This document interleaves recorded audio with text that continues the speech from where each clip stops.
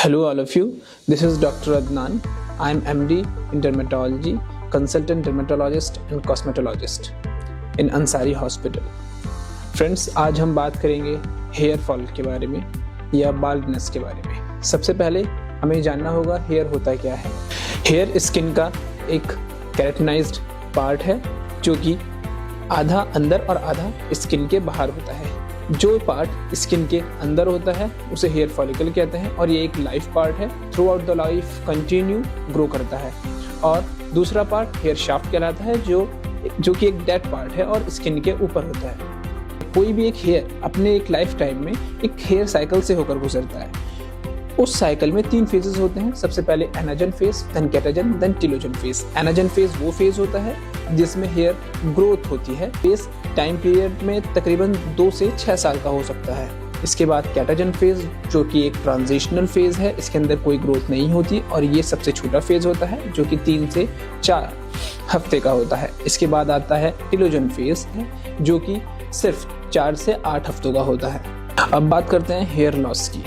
Generally पूरे दिन में किसी भी एक आम इंसान के सर से तकरीबन 50 से 100 बाल गिरते हैं, लेकिन अगर यही बाल 100 से ज़्यादा गिरने लगे तो वो एक एक्सेसिव लॉस ऑफ हेयर, इस कंडीशन को एफ्लूवियम या डेफ्लूवियम कहा जाता है और इसी रिजल्टिंग कंडीशन को एलोपेशिया कहा जाता है।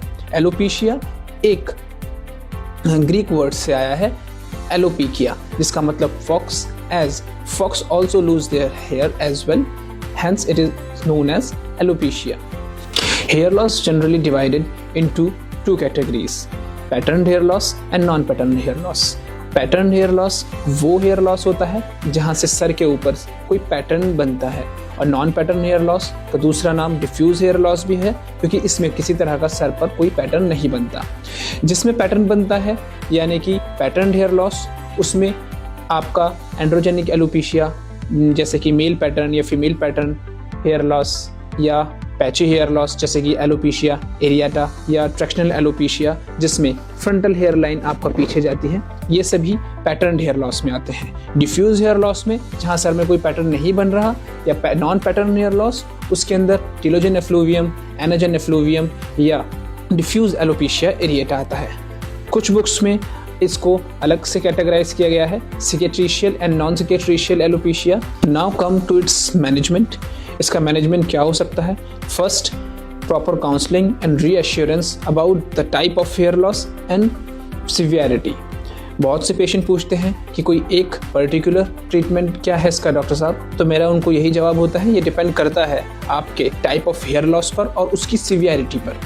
कॉमन मेडिकेशंस जो हम आजकल इस्तेमाल करते हैं वो मिनॉक्सिडिल, फिनेस्टेराइड, ड्यूटेस्टेराइड, इसके अलावा एंटी एंड्रोजेंस या फूड सप्लीमेंट्स, पेप्टाइड्स।